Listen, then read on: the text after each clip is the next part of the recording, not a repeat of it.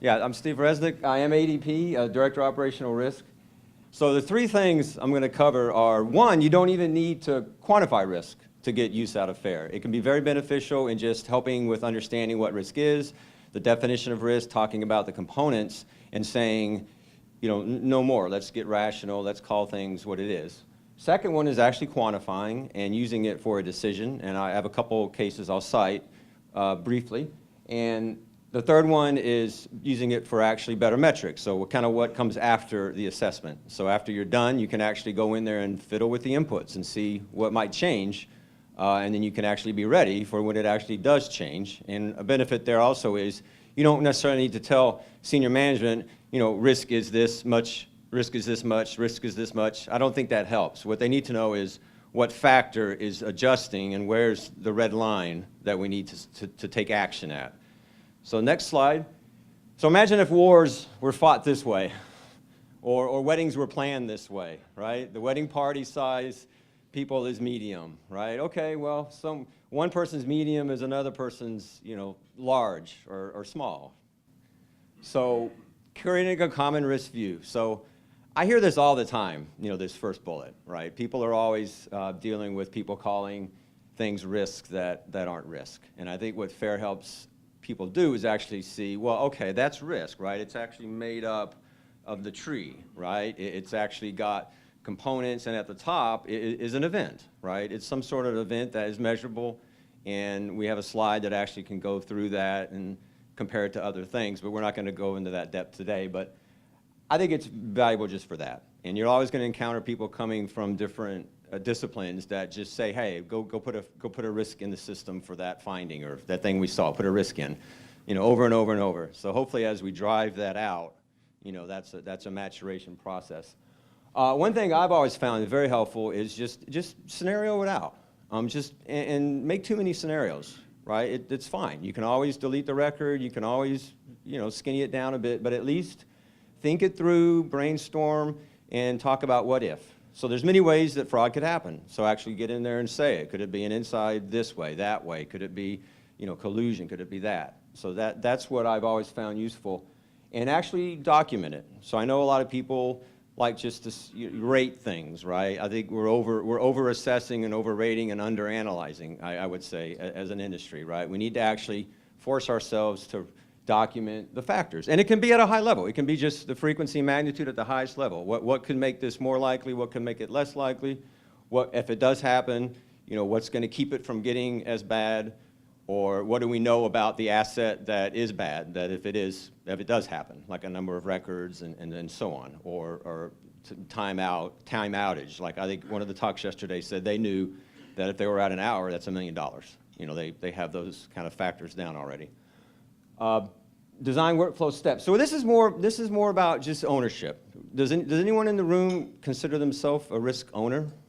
I mean, would you consider that you would be expected to say you're an owner of risk? So you probably don't want, you know, to be told everything, and you don't want people telling you what your risk is. You want to probably be a part of it. And I found that if you get engagement from the owner or their team and actually get them to kind of, you know, hit the last button and get a record on file that, you know, you're owning this, you're fully understanding the factors. I think that's extremely useful because, you know, if something happens, then it's not, oh, they just told us risk was this. It's more like we partnered and we analyzed and we looked at it and we came to this conclusion. Begin with ranges. This is Jack Freund's data, but I use it all the time. This is really key. You always have to have some numbers underneath, right? Because if you don't, you can't fall back. You can't do any sort of aggregation at all, right? You can't defend any type of results. You can always come in later and put a label, and that is a sort of an appetite, you know, thing, but you got to start with some ranges, right? And I think the old fair brag is what I use that's out there, just, you know, like 1 to 10 events per year, less than 1 per year, less than once per 10 years, or, you know, 10 million to 100 million, 1 million to 10 million. Just get it in those ranges first, and then kind of capture the beast, right? And then you can do more later. And if it gets stuck, just go back to the scenario.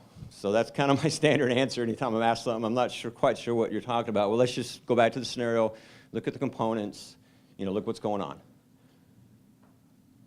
So here's the decision part. Or maybe I'll come over here for a while.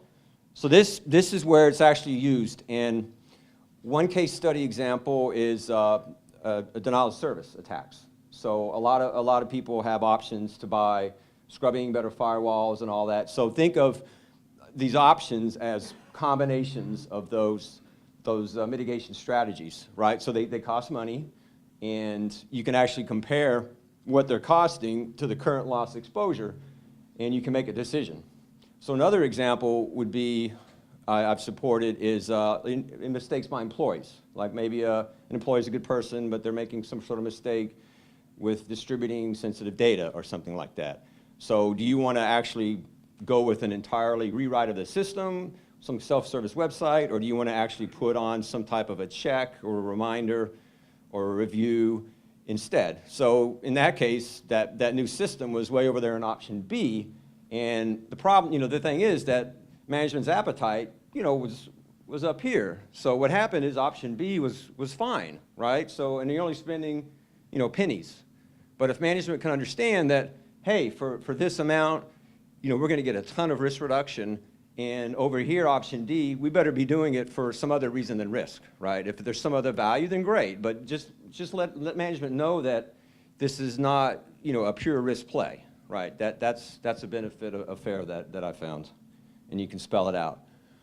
So the last one is talking about better metrics, and I'm presenting on this tomorrow at 8.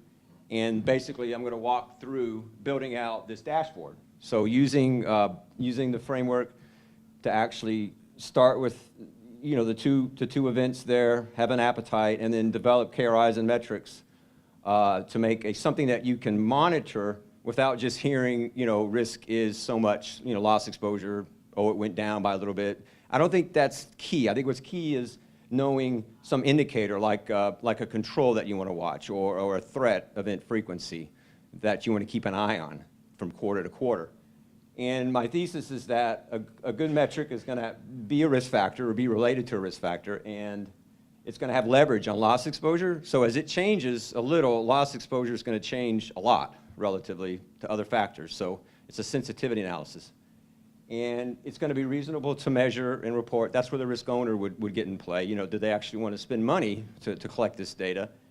And then there's a violation threshold. So you actually know the red line way over here, where for factor D, there's a red line, and if it hits it, then the overall estimate is above risk appetite, all things being equal. So that's my thesis that I'm going to cover, and I think this will help with rationalizing metrics, and I think a lot of organizations start with a metrics kind of good practice list maybe. This is a way I think to start with risk, and you can actually use FAIR, and the benefit is that you're going to probably have less, hopefully, right? Less that are more important.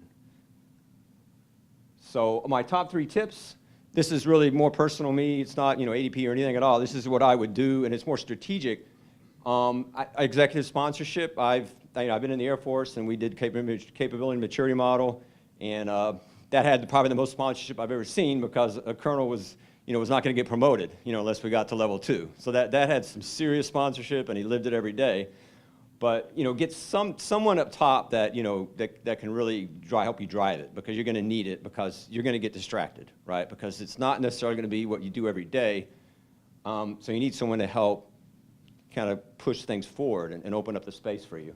Number 2 is, I think this is really strategic. I mean, you just want to get that mindset of, if someone's sending in a resume or someone's saying, oh, I do risk assessments, it may not be the kind we're talking about, right? It could be just a checklist against the standard, right? So we want people that actually can have the courage to say, okay, I don't know anything at all about this, but I do know that, this is some big, range over here, and I'm going to find some data, and I'm going to make it better. Or I'm going to go talk to someone, and we're going to go with this, this range here, and it's going to be accurate, for now, and it's going to be useful. But that may be enough. So you need that kind of mindset that says, I don't need to get to some pinpoint check. I'm going to get something that's useful, and be able to think about it, and then look for quick wins. So I don't think. I don't advise you to try to just build all this into a system, a workflow system at once. I mean, look for some type of a decision that's being made. look for, maybe a rationalization of existing methods to mitigate risk, the existing budget, try to go in there and maybe associate those with risk scenarios. That's always my go-to thing, and understand their effects, their relative effects.